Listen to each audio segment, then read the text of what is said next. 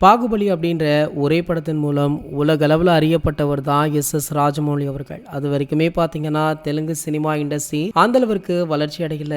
இவருக்கு அடுத்ததாக பிரசாந்த் நீல் அப்படின்னு படிப்படியாக பல முன்னணி இயக்குநர்கள் வந்துட்டாங்க. ஸோ தெலுங்கு இண்டஸ்ட்ரி தற்போது கோலிவுட்டை விட உயர்ந்தோங்கி நிற்குது அப்படின்னு சொல்லலாம். ஸோ இந்த நிலையில பார்த்தீங்கன்னா எஸ் ராஜமௌலி அவர்கள் பொதுவாகவே அவருடைய படங்கள்ல தமிழ் சினிமாவை சேர்ந்த பல முக்கிய கலைஞர்களுமே இருப்பாங்க. ஏன் இவர் நேரடி தமிழ் படம் ஒன்று கூட எடுத்திருக்காரு. அந்த திரைப்படம் தான் நானி. ஸோ இதன் அடுத்து பார்த்தீங்கன்னா எஸ் ராஜமௌலி அவர்களுடைய இயக்கத்தில் கடைசியாக வெளியான RRR திரைப்படம் உலகளவில் மிகப்பெரிய சாதனைகள் எல்லாம் படைச்சது. ஆஸ்கர் விருதையே வென்றது. இந்த நிலையில எஸ் ராஜமௌலி அவர்கள் சூப்பர் ஸ்டார் மகேஷ் பாபு அவர்களை வைத்து வாரணாசி அப்படின்ற படத்தை எடுத்திருக்காரு. சமீபத்தில் பார்த்தீங்கன்னா இதனுடைய கிளிம்ஸ் வீடியோவை மிகப்பெரிய விழாவாக வைத்து வெளியிட்டாங்க. இந்த கிளிம்ஸ் வீடியோ சோசியல் மீடியாக்கள்ல செம்ம ட்ரெண்ட் ஆச்சு. இதனடுத்து பார்த்தீங்கன்னா படம் அடுத்த ஆண்டு ரிலீஸ் ஆக உள்ளதாக சொல்ல.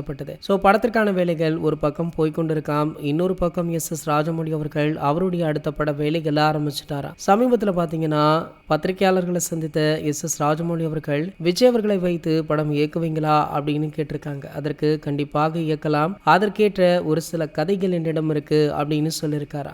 தளபதி அவர்களோ ஜனநாயகன் தான் என்னுடைய கடைசி படம் அப்படின்னு சொல்லிட்டு தற்போது தமிழக முதல்வராக அவருடைய பணியை சிறப்பாக பண்ணிட்டு இருக்காரு. ஒருவேளை அவர் மீண்டும் நடிக்கும் பட்சத்துல கண்டிப்பாக ராஜமௌலி அவர்களுடன் இணைந்தா வேற மாதிரி இருக்கும் அப்படின்னு சொல்லி ரசிகர்களுமே கமெண்ட் பண்ணிட்டும் இருக்காங்க. இது போன்ற செய்திகளை பத்தி நீங்க உடனே தெரிஞ்சுக்க நம்மளுடைய சேனலை மறக்காம சப்ஸ்கிரைப் பண்ணிக்கோங்க.